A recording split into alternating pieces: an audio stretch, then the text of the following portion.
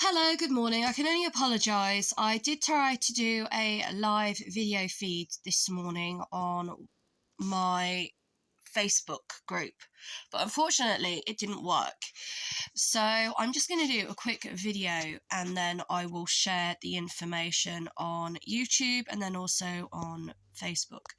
Now, what we have in front of you, it's not finished, so please feel free to make comments, but I can only apologise. You can probably see another two in the corner over there. Basically, these are sculptures that I am making for my charity event that I am doing later on this year for my birthday, for the 1st of July 2023. Now, a few years back, I did actually make these sculptures and they unfortunately got damaged when I was made homeless. I probably made about 2 to 5 sculptures within a year. They were aimed to be part of an art project that I was hoping to exhibit at my local art gallery and museum in Nuneaton, but unfortunately things didn't go the way I first anticipated them. So basically what I have done in order to make my sculptures is I have used up all of the tissue paper that I've got around my house from my art cupboard. So I'm just turning it around. My son has actually also been helping me make these. And the aim is to sell them at my charity event in order to raise money for ovarian cancer. Each one of them will be different. On average, I mean, it's the drying time, to be honest, that makes it so time consuming, more than the actual work that goes into each individual one. Now, in the past, I was able to successfully take photographs of everything that I've produced, and I do still have those photos on file. So, for example, one of the ones I did, which I can share the information about, was a representation of my employment history. So again, it was one of those sort of, I suppose if you want to call it a vanity project, a project that I did to sort of describe my life and the way that certain aspects of my life had changed me as a person. And if you were to see these changes, how would they sort of manifest themselves physically? As opposed to if you were able to sort of cut me open and see what I look like inside, which Damien Hirst is very commonly known for, especially things like the cow that he cut in half. So what I ended up doing with one of my mannequins was I completely covered it, even the arms, of every single job that I had applied for through the Department of Work and Pensions within an entire year. And that was whilst I was under the job centre on what would have used to have been called Job Seeks Allowance. And then I also posted comments about the jobs, sort of ironically how one of the jobs I applied for was to work for National Rail. But they told me I couldn't work for them unless I had a driver's license.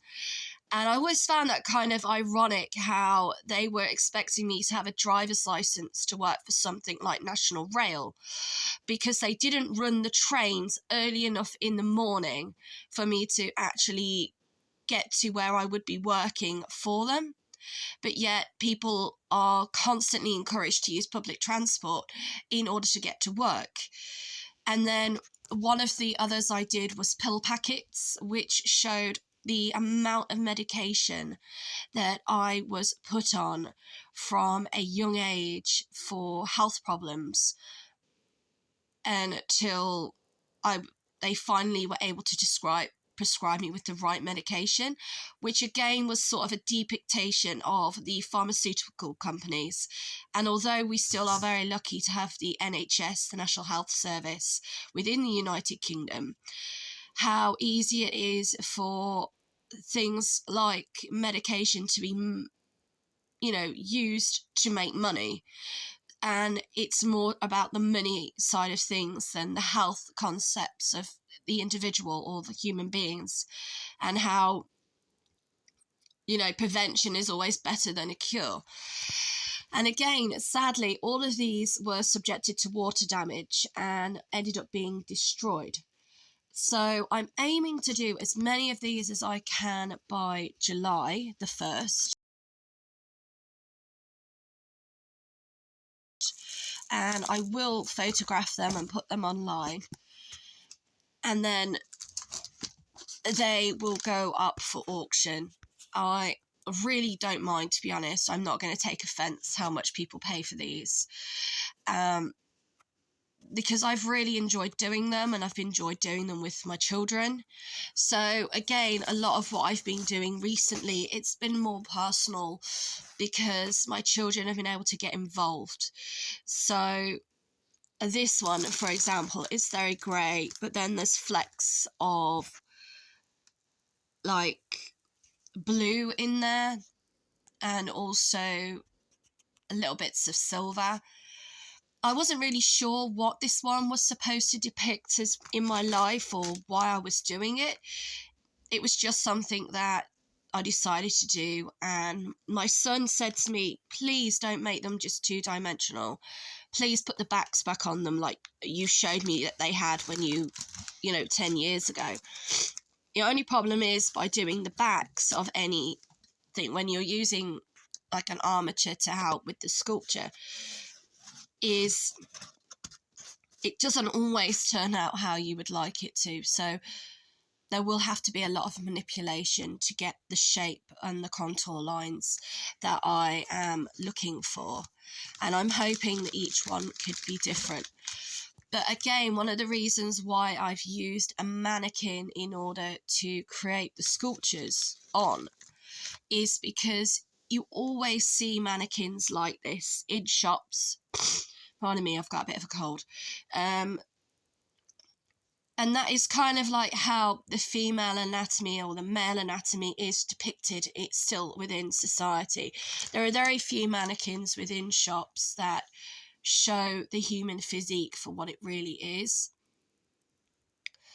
So, and again, obviously, if you're wanting to put something like this on a wall or use it as a display item, size is very important, because you're not going to want something massive or heavy that you're not going to be able to, you know, transport. But at the same time, these are quite fragile, and again, with them being made of a fragile material, it does actually show how we are as a species. Although we may have a tough outer exterior, we are still quite fragile. And if it wasn't for our bone structure and, you know, the way that we are constructed as humans, as a species, we would just fall apart. We would not be as we are today. So I do like the fact that there is a slight fragility towards, you know, what I'm creating, and it also shows that nothing lasts forever.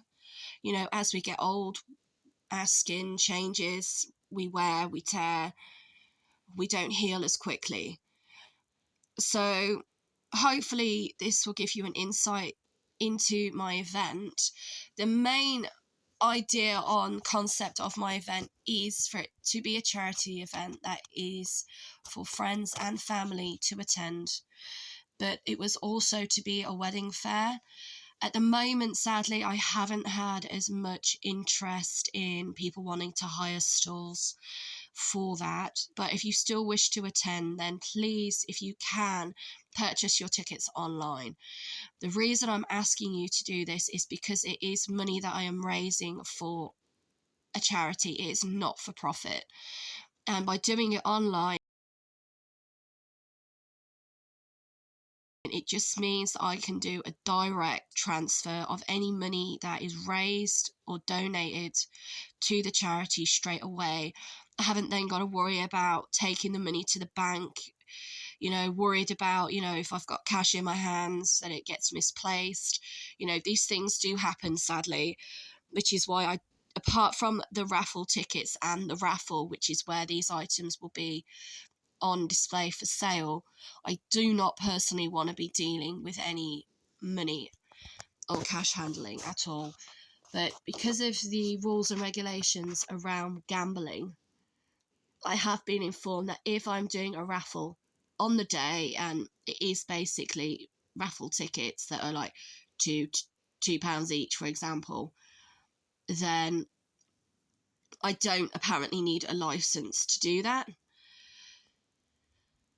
So if you have any questions or queries or want to add any information to any of my posts, please feel free to do so. I can only apologise that the live feed didn't work as I planned it to.